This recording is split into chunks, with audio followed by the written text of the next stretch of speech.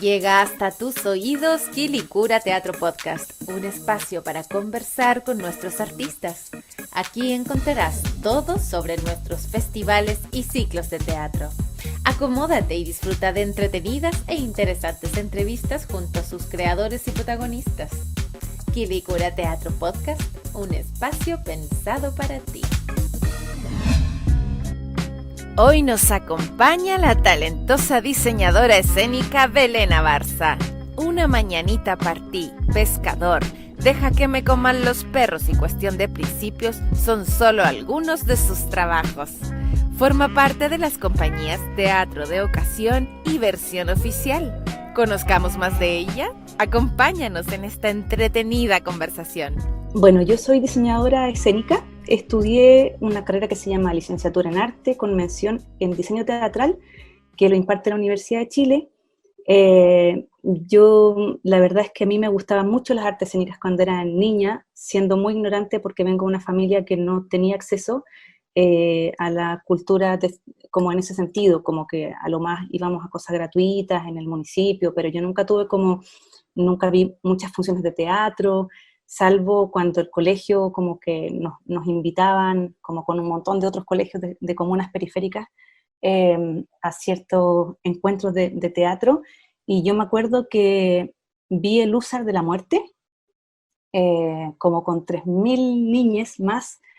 y a mí eso me voló la cabeza. O sea, yo vi el Húsar y fue una cosa que yo no podía entenderla. De hecho, recuerdo como que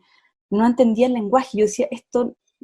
¿cómo va a ser teatro si está en blanco y negro? Y como que era una cosa que a mí me alucinó lo que pasó como escénicamente, porque además era una obra que no tenía palabras. Entonces el trabajo como de la puesta en escena, de vestuario, el trabajo musical que hace la Pato Gallina, que es muy potente también. A mí eso me alucinó, y yo desde que vi esa obra como que dije, acá hay un camino que yo quiero investigar, quiero recorrer. Siempre tenía también muchas habilidades o como que me iba bien como en los ramos más artísticos, cosas así. Entonces como que me empecé a involucrar en eso, y cuando descubrí la carrera yo dije, bueno, aquí quiero quedarme. Es una carrera igual que en el tiempo que al menos la estudié yo, era como bastante compleja, de pruebas especiales, y como que postulábamos 300 personas y quedaban 18, y era como una cosa como muy difícil, y mi familia no estaba, por supuesto, muy de acuerdo, pero a pesar de todas las cosas, como que logré estudiar, y para mí fue como, no sé, el vínculo con el teatro para mí fue nacer de nuevo un poco, como entender también dónde estaba yo, qué decisiones estaba tomando yo como persona, cómo me vinculaba con el trabajo, con las cosas que hacía, con el goce que me generaba este vínculo con la creación, con el teatro, con las artes escénicas, con el público, con los equipos, por supuesto, con las compañeras y compañeros de trabajo. Entonces como que fue súper tremendo para mí descubrir la carrera, y me empecé a vincular desde muy, muy joven. Desde que empecé la escuela empecé a trabajar con profesores, a ser ayudante, a trabajar en cualquier cosa, la verdad. Desde primero como que empecé con Chilo Parada, que fue mi primer profesor de iluminación, a trabajar con él en su espectáculo, luego con el Pablo de la Fuente, y la verdad es que como que me vinculé desde muy, muy, apenas empecé la carrera con compañías de teatro de calle bastante, y así partí, y no me detuve más. Mira, no tengo tan clara en este momento como la cronología de las acciones, pero he participado y he estado muchas veces en Quilicura, y ahí estuve con muchas funciones con la compañía Teatro de Ocasión, que es una compañía para primera infancia, y hemos presentado varias obras en los contextos de Ariete, y también en el Festival de Quilicura. Y además de eso he ido, bueno, con el Jesús Urqueta, con la obra Liar y su doble, que fue incluso una coproducción de Quilicura. Entonces estuvimos trabajando un montón ahí. Hicimos más de una función en unos espacios al aire libre, en unas villas donde había mucho público, y de hecho para mí fue inolvidable porque fue el 6 de enero una función, y todo el público me cantó el cumpleaños, una cosa que yo no lo podía creer, que fue como algo muy, muy emocionante en un momento como que el presentador dice, bueno, y la diseñadora y la técnica que está acá, le vamos a saludar, Belén Barza, que está de cumpleaños hoy, y todo el público me cantó el cumpleaños, entonces fue para mí algo muy inolvidable. He estado también con la Manu Oyarzún, una obra que se llama Tribus, que también la presentamos en el festival. También presentamos con el Jesús Urqueta Cuestión de Principio, donde está el Goich y la Amalia Casay. Entonces como que he tenido una vasta experiencia de festivales, de los montajes, de los técnicos que quiero mucho, eh, y entonces como que me trae muy buenos recuerdos pensar en Quilicura y en todo lo que ha pasado ahí con las compañías con las que he estado, el vínculo que hay con el público, la organización, que me parece como que es muy lúcida y como que me parece muy interesante como el trabajo de territorio real que se hace ahí. Y de hecho como que siempre que voy veo las carteleras y digo como, qué tremenda cartelera, como que hay muchas cosas que yo siempre he querido ver y como que lamentablemente, como dice un amigo mío, Rodrigo Leal, como el teatro no te deja el teatro, entonces siempre veo las cosas que hay y es como, a mí me parece como muy interesante la curatoría que se hace. Entonces, ese es mi vínculo con Quilicura, es hace varios años, diverso porque he estado en diversos trabajos ahí presentando cosas y de buenos recuerdos y buenas experiencias. Estuviste en Liar, El Rey y su Doble, una producción de Quilicura Teatro que se estrenó el año 2019, un clásico de Shakespeare y que fue reescrito por Flavia Radrigán. En esta obra se presentan temas bastante importantes como el despojo, la soledad, la vejez, ¿cierto?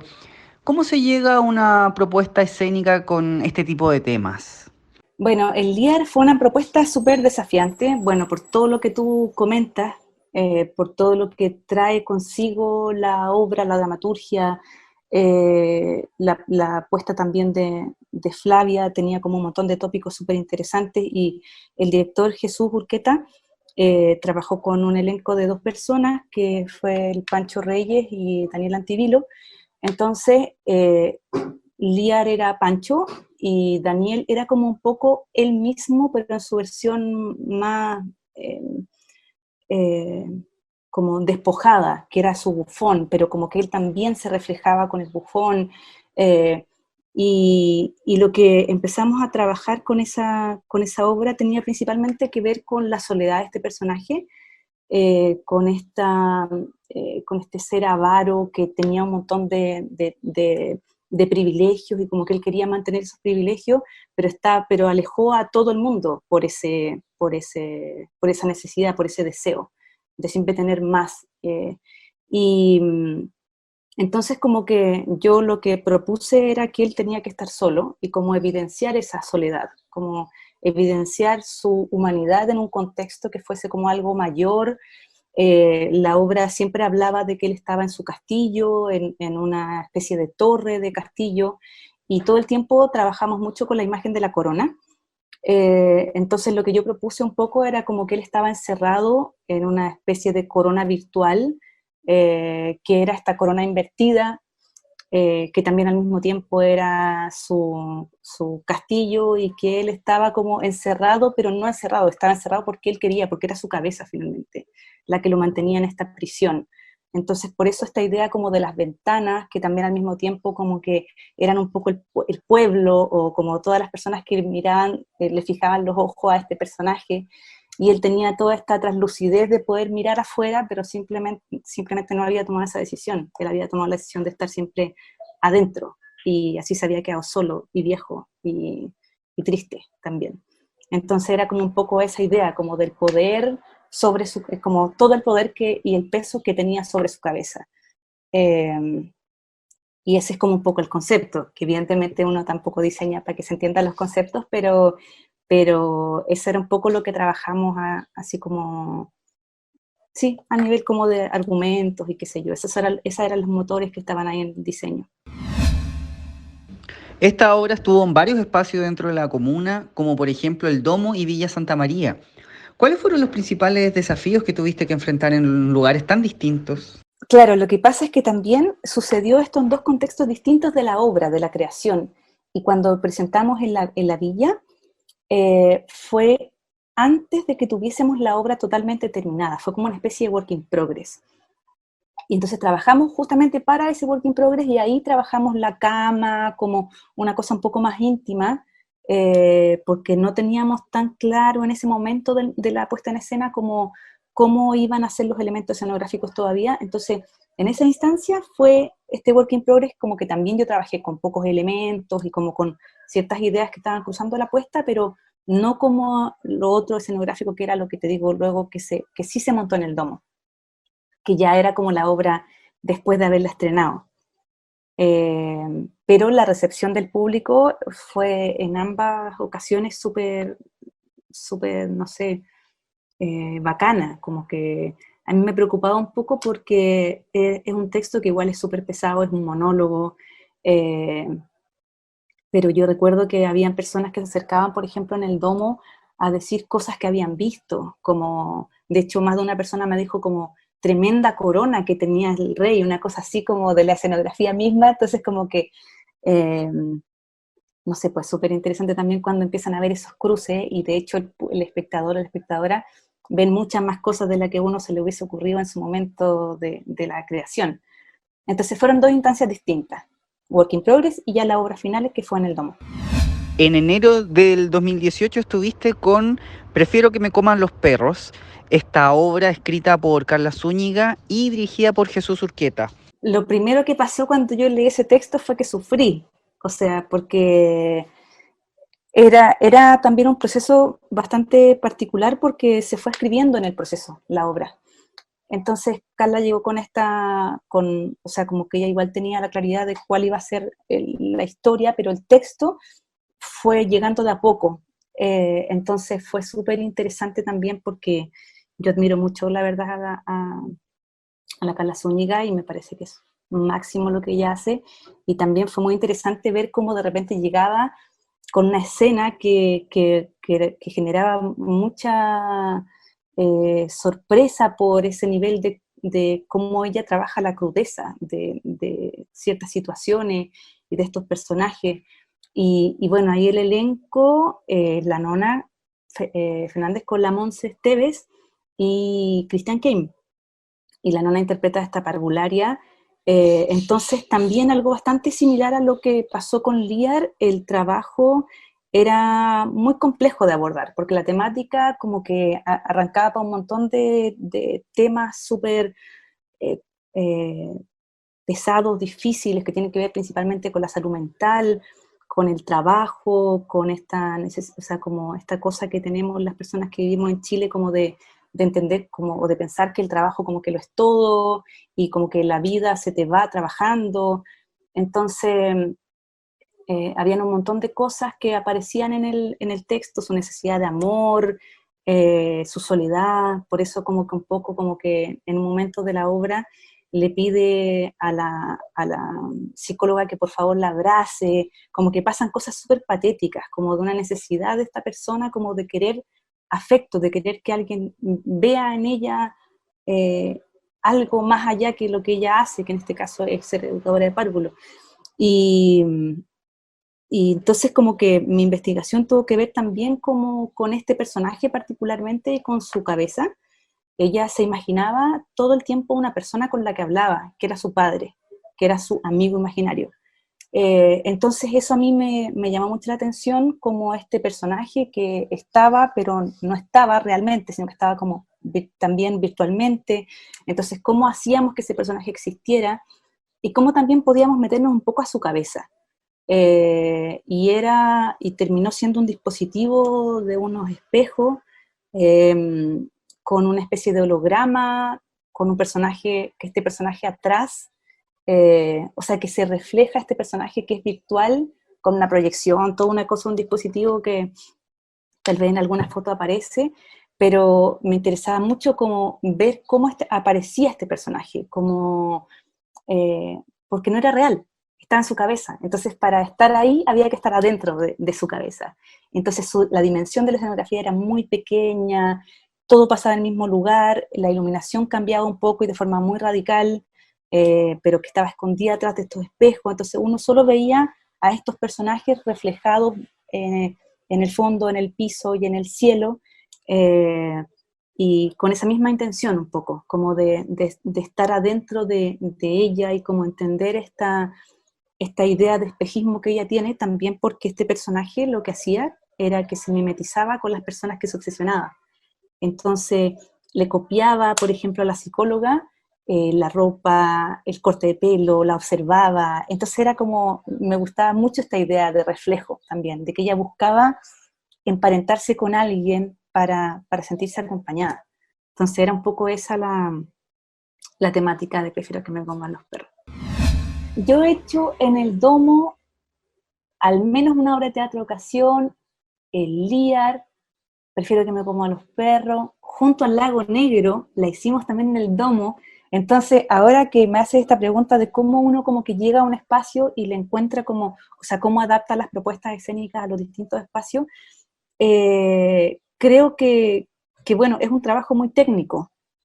Y lo que uno aspira, igual el Domo también tiene ciertas condiciones que si bien es un espacio curioso porque es medio curvo, es como un lugar que está exterior pero que está adaptado para que sea igual una caja negra, pero tiene, fíjate, como los requerimientos como bastante básicos para poder hacer como las distintas propuestas que he llevado ahí, principalmente que se puede oscurecer, que creo que es como lo más importante, y también técnicamente la parrilla de iluminación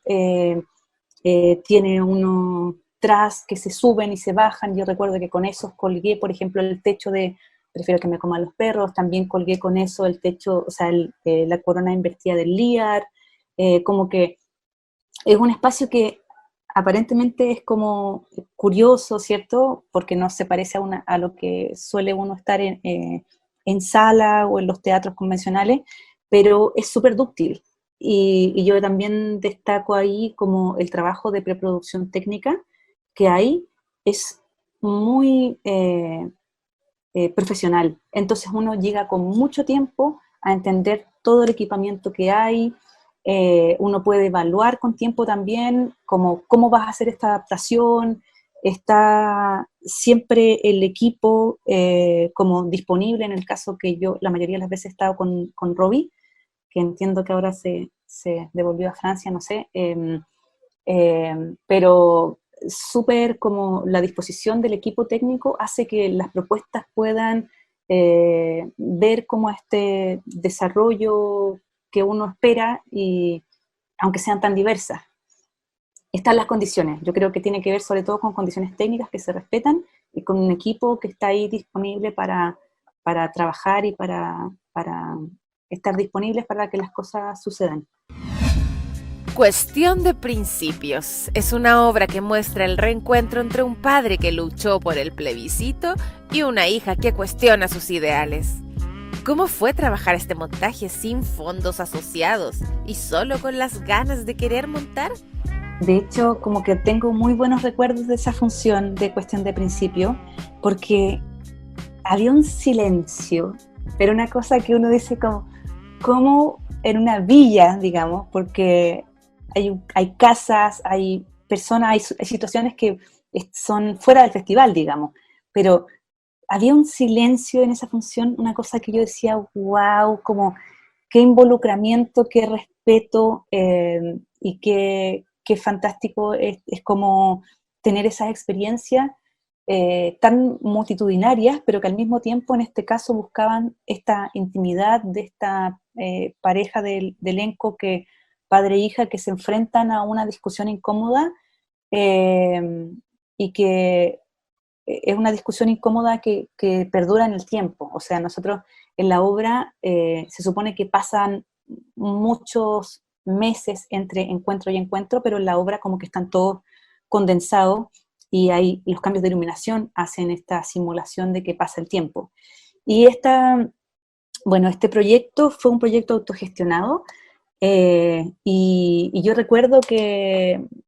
bueno, con el Jesús hablábamos y decíamos, bueno, ¿qué hacemos? Esta obra es increíble, el texto es increíble, el elenco es increíble, pero no tenemos presupuesto, entonces, ¿qué hacemos? ¿Cómo lo hacemos? Y yo dije, mira, lo que tenemos son utilerías y escenografías que hemos hecho en las obras anteriores. Entonces, lo último que hicimos, que había sido la muestra de dramaturgia, no sé qué,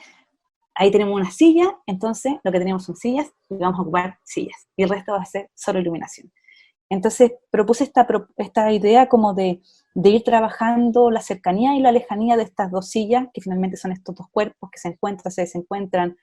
Al comienzo uno piensa que están como llegando a un entendimiento, están más juntos, se tocan la mano y después vuelve la catarsis, la crisis,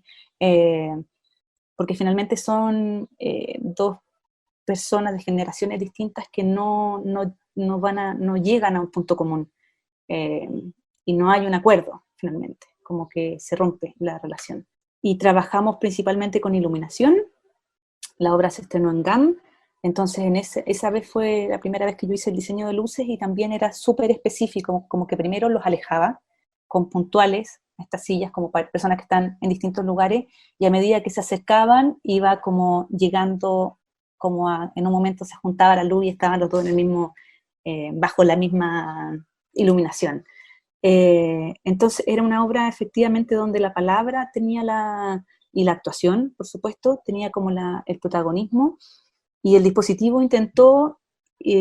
como ser muy fiel a eso que ocurría, como a darle ese protagonismo y a entregar un contexto, un contenedor que permitiera que esto sucediera, que la emoción surgiera, que esta relación como que uno la viera de una forma muy translúcida, transparente, que era también lo que se proponía desde la dirección, como una actuación muy realista. Y me acuerdo muy bien de la función, porque había un silencio, pero una cosa pero así tremenda, y la obra es muy dramática, a mí me pasan muchas cosas con esa obra. Entonces recuerdo que la viví como muy intensamente. Junto al lago negro nos ponen el difícil escenario de la pérdida, pero con la lúcida mirada que solo juntos quizás algún día podremos sanar las heridas. Una obra que habla del reflejo. ¿Cómo habrá trabajado tal concepto en escena? Junto al lago negro es una obra de Dea Loer, y que transcurre como en un lago alemán, y son dos parejas que se reencuentran después de 4 años que sus hijes, que eran novios, se habían suicidado. Entonces es una obra que también el lenguaje es muy particular y se va como construyendo de a poco la historia. Entonces como que uno al comienzo no entiende tan bien qué es lo que está pasando, y como que a medida que la obra sucede, se va decantando esta información, y uno va entendiendo qué es lo que les incomoda tanto, qué es lo que les acompleja tanto, porque al comienzo uno ve dos parejas que se reencuentran y que hablan de cosas del pasado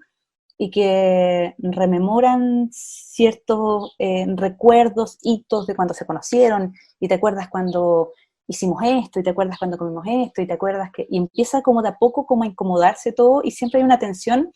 que no se entiende tan bien desde dónde viene. Entonces, en ese sentido también hay un súper valor del texto, que también es una obra de palabra, donde se sostiene. Yo encuentro que el elenco sostiene muy bien una obra como así de compleja, como que es de las obras alemanas complejas, encuentro yo. Entonces, claro, la dificultad de la puesta en escena tuvo también en cómo tomar estas decisiones para dejar que el texto sucediera, porque es una obra larga, de texto, de mucho monólogo, entonces como que creo que eso también era difícil a veces, como simplemente dejar que pase. Como que creo que las personas que estamos vinculadas a la arte escénica es como que muchas veces queremos o intentamos como darle un giro, o ver cómo podemos proponerlo desde otro lugar, o qué pasa si esto lo damos vuelta, y qué pasa si es que... pero la obra ya era bastante compleja en sí misma, entonces creo que siempre estuvo ahí un poco la clave, en que la obra tenía que suceder, y eso fue lo que terminó al final del proceso sucediendo. Pero para el elenco también fue fuerte, porque lo que pasa a nivel de contenido es muy intenso y muy doloroso, y hablar meses sobre el suicidio, hablar meses sobre la muerte, sobre el dolor. Era como algo que nos tenía a todo el equipo como en una tecla súper densa. Y entender estos personajes, cuáles eran sus motivaciones, de dónde venían. Entonces como que tuvimos mucho tiempo de investigación de personaje. La propuesta de diseño también quería reflejar un poco la soledad de estos personajes que se reencuentran, pero que están solos en el mundo, que después de la muerte de sus hijos no tienen otras motivaciones, no ven más allá, nada más allá del horizonte que esperar como casi que su muerte, digamos, como que en un momento ellos dicen en el texto como que nosotros envidiamos la muerte, que ellos como que se atrevieron a ejecutar. Entonces, y esta idea del lago, nuevamente aparece lo del reflejo, que es algo que a mí me interesa mucho como a nivel escénico, y la escenografía se compone de una tarima que refleja el piso, como si yo estuviera casi en una isla, pero que es el lago también, qué sé yo, y 4 panelerías donde cada uno tiene como, hay una especie de, o sea, lo que yo quise hacer ahí era que cada uno componía este fondo, 4 personajes, 4 fondos, y todo porque surgía de un video que creamos con Eduardo Bunster, que es cuando ellos están buscando a les hijes que se mataron en el lago, y ellos investigan dónde están, y entonces hicimos una grabación donde cada uno del elenco está en una piscina de agua, entonces lo grabamos desde abajo, y ese era como el motivo de cómo se creó la escenografía, tenía que ver con ese momento que iba a llegar, que era que cada uno estaba en cómo enfrentaban ellos la muerte cara a cara, cómo era buscar a sus hijos en el lago y ver que estaban ahí los cuerpos, y cómo se tomaba cada uno ese momento. Entonces de ahí surge un poco también la propuesta escenográfica. Ese es un momento que se da en la obra, que hay un video que tiene bastante protagonismo, de hecho, y que es como un poco un quiebre. Eh,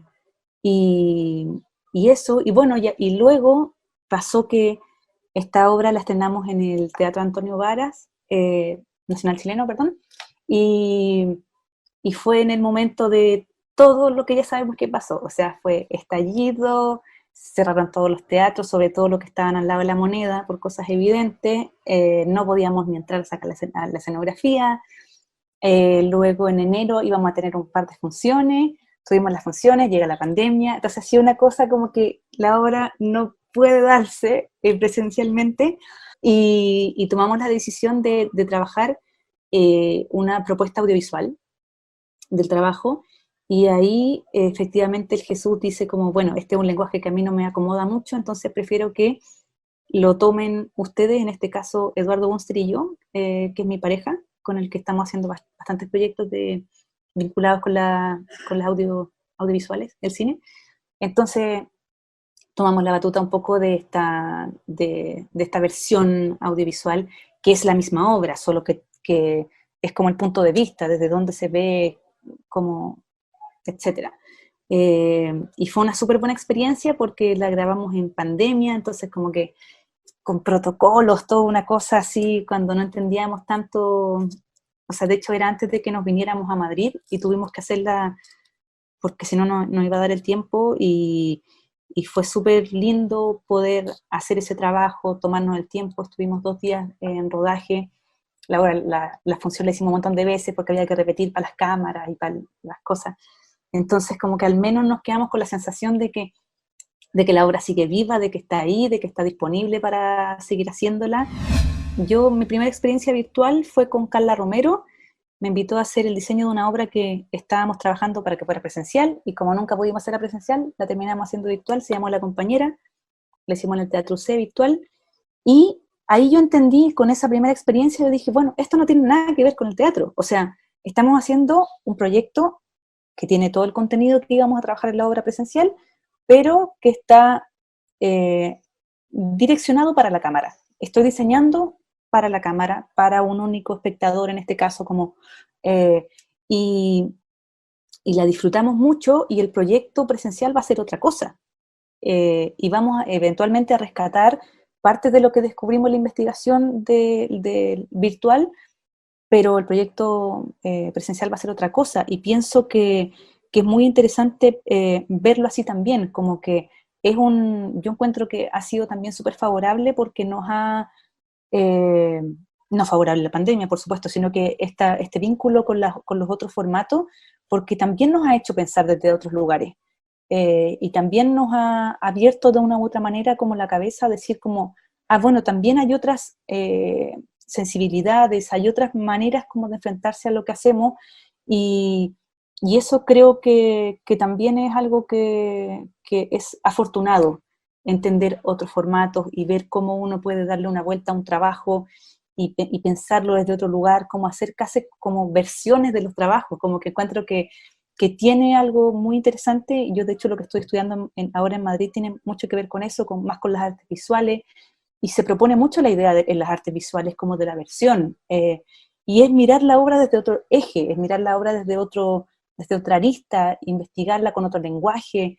y creo que da una noción súper creativamente muy, muy potente de ver cómo estos nuevos formatos o los vínculos con las cámaras, con los dispositivos, diversos dispositivos que pueden surgir, eh, no sé, a nivel creativo yo creo que tiene mucho de interés para mí, pero creo que eventualmente, o sea, que evidentemente el teatro es presencial y que esperamos todos que se retome lo antes posible, porque nuestro trabajo es lo que queremos hacer, lo que sabemos, y es muy necesario que regrese. Entonces, no me gusta a mí como esta cosa como de la policía del teatro no es teatro, como que no me interesa esa discusión. Creo que los formatos son todos súper válidos, creo que hay público para distintas cosas, eh, pero rescato como esta idea de que uno teniendo un trabajo, cuando lo empiezas a mirar desde otros lugares aparecen otras cosas y que son súper interesantes también de ver.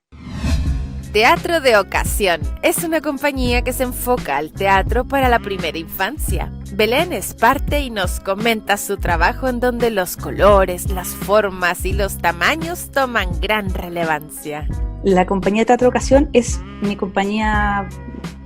base, digamos, mi compañía madre, junto con Versión Oficial, que es la compañía que hicimos con el Jesús desde el 2007. Estas son como las dos compañías de cabecera un poco. Con Ocasión tengo una militancia 100% en el sentido de que soy parte de todos los montajes. En Lucila ya estaba también trabajando en asistencia de dirección y además del diseño, y, y bueno, mi familia, pues son personas con las que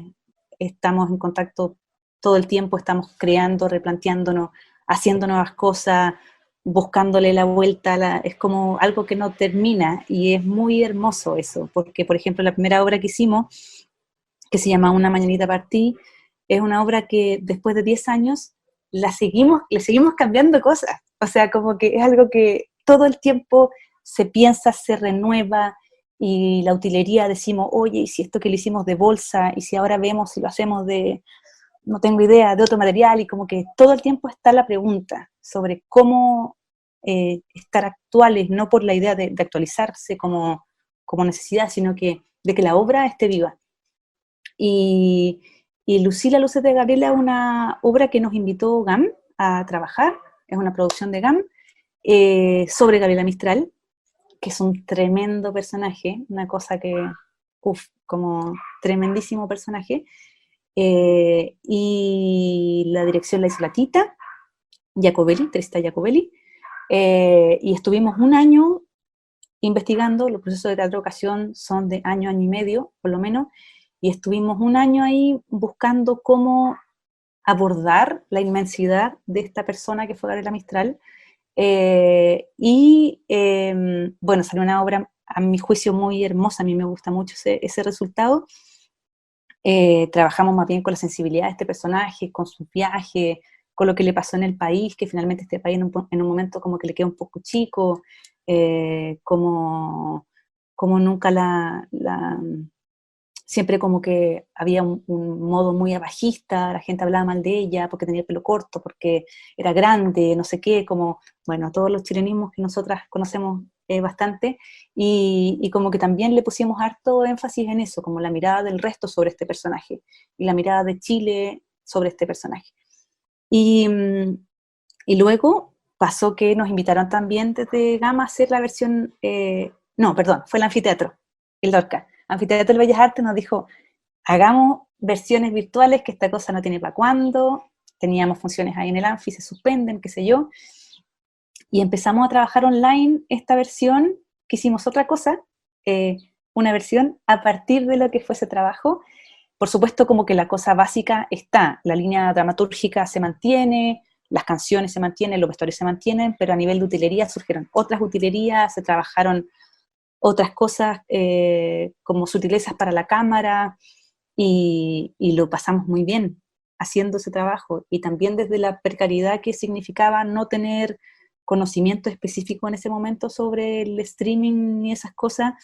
Entonces la decisión que tomamos fue, bueno, tenemos un computador con una cámara, y es la única cámara, el computador se mueve, el computador hace eje, es como que no hay cortes, es una única toma, entonces como que fue, nos planteamos un montón de desafíos y fue súper bacán, o sea, lo pasamos bien y, y lo pasamos súper bien. Yo creo que eso es como lo más interesante, como que lo pasamos muy bien haciéndola, y la recepción también del trabajo fue muy bonito. También fuiste parte del equipo de pescador de la compañía Silencio Blanco. Yo hice el diseño de iluminación y de espacios de pescador. Entonces yo llegué cuando la compañía, particularmente Santiago, que es el director, tenía todo el mundo de la marioneta ya armada, existían todos los elementos, como que eso ya existía. Entonces yo llegué a enfrentarme a la obra como al final de su proceso, y a trabajar con ellos disposición espacial e iluminación, que es como súper importante en la obra, la verdad, la iluminación. Y me es familiar en el sentido de que, bueno, con Teatro Ocasión también trabajamos objetos. Entonces, para mí no era como algo tan distinto la marioneta. He trabajado también con Jaime Lorca, cuando también trabaja con marioneta, entonces como que no es algo que para mí ha sido tan novedoso, pero sí ha sido muy novedoso porque ellos también, además de trabajar con marioneta, no trabajan con palabras. Entonces como que para mí eso sí que era novedoso, como súper audiovisual. O sea, yo considero que el trabajo que ellos hacen es muy cinematográfico, entonces me parecía muy interesante como experimentar ahí, y trabajamos muy bien con Santiago, yo disfruté mucho la experiencia, propuse trabajar mucho con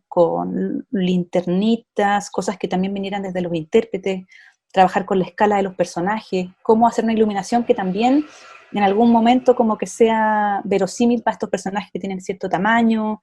y cómo hacer esa escala luego cuando están con los intérpretes que son tamaño humano. Entonces como que fue súper, un trabajo como bastante corto, creo que no nos demoramos mucho en hacer ese diseño, porque yo como llegué al final un poco, eh, estuvimos un par de meses yo creo trabajando ese diseño, y a la obra le ha tenido muy buena recepción también, y de hecho estábamos conversando que tal vez voy a hacer un par de funciones ahora que puede que vengan a una gira, entonces como que también me gusta eso como de seguir manteniendo como los lazos así de las compañías con las que trabajo. También estoy participando con ellas en el próximo proyecto, pero que está todo en stand-by por esto de la pandemia, pero sí, una linda relación con Silencio Blanco. A mí me gusta mucho el nivel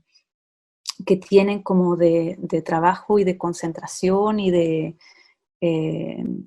como de mucha disciplina para llegar a los resultados que tienen. Es mucho trabajo, es mucho tiempo. Entonces me parece muy admirable como poder aportar con algo para ellos, para esa compañía que me gusta mucho. A mí me parece que el proyecto del Festival de Quilicura es tremendo por varios motivos. Uno, porque tiene un trabajo de territorio como real. Sé que no solamente el festival es lo que sucede, hay un montón de otras instancias que yo también he participado, como que hay jóvenes que están trabajando crítica, hay un montón, todo lo que ha pasado con Ariete, y nosotros íbamos con Teatro Ocasión a hacer funciones a colegio, entonces como que el trabajo de territorio que se hace es serio, y principalmente creo yo que es de calidad, no solo por las obras que se llevan, por cómo se decide la línea de curatoría,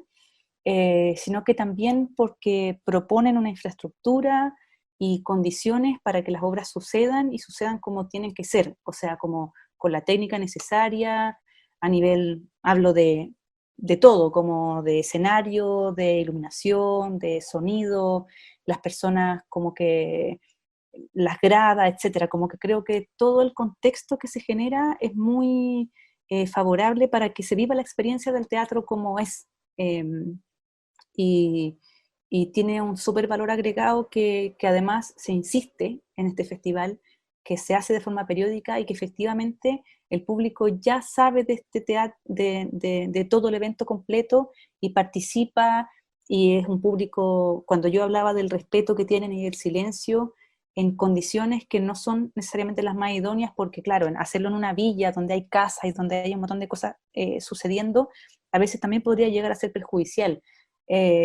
Pero acá sucede todo lo contrario, porque se nota que hay como un aprendizaje, no sé si sea aprendizaje, me parece un poco paternalista, pero como que las personas han reconocido este espacio, se lo han tomado, lo disfrutan y van a ser parte. O sea, como que creo que es una instancia que se hace como muy honestamente para el público y el público se toma el espacio. Eh, y, y eso se siente cuando uno viene como con los equipos, digo, como uno se va del Festival de Quilicura como wow, como qué tremendo como haber estado ante este, no sé, número tan importante de espectadores y que la cosa haya sucedido como en estas condiciones, como que uno se va como de ahí, uno llega y uno se va de ahí como que algo pasó. Eh, entonces creo que, no, que es fantástico, es muy fantástico. Y también creo que lo que pasa con las decisiones que se toman de las obras que van, yo les decía al comienzo, como que yo veo la cartelera y digo, como, ¡ay, qué ganas de tener todo el tiempo para venir a verlas todas! Porque suelen ser que son todas las que yo quiero ver y todas las que me interesan. Entonces, como creo que hay un muy buen trabajo en todo sentido, la verdad. Yo soy parte de una agrupación que se llama ATRES, Agrupación de Diseñadores Técnicos, Realizadores Escénicos. Hemos hecho catastros desde que partió, desde octubre más bien, que fue cuando empezaron a cerrarse los teatros, sobre todo los que están en el centro. Y hemos visto cómo toda nuestra red, todos nuestros compañeros y compañeras técnicos, particularmente diseñadores, se han quedado sin trabajo y han tenido que sobrevivir a esta situación sin ayudas reales que permitan que puedan mantener su vida, sus hijos, las alimentaciones de sus hijos, etcétera. Como que ha sido súper catastrófico. Todo lo que ha pasado considero que ha sido muy catastrófico. Como agrupación, de hecho, nosotros como que nos hicimos colecta, hicimos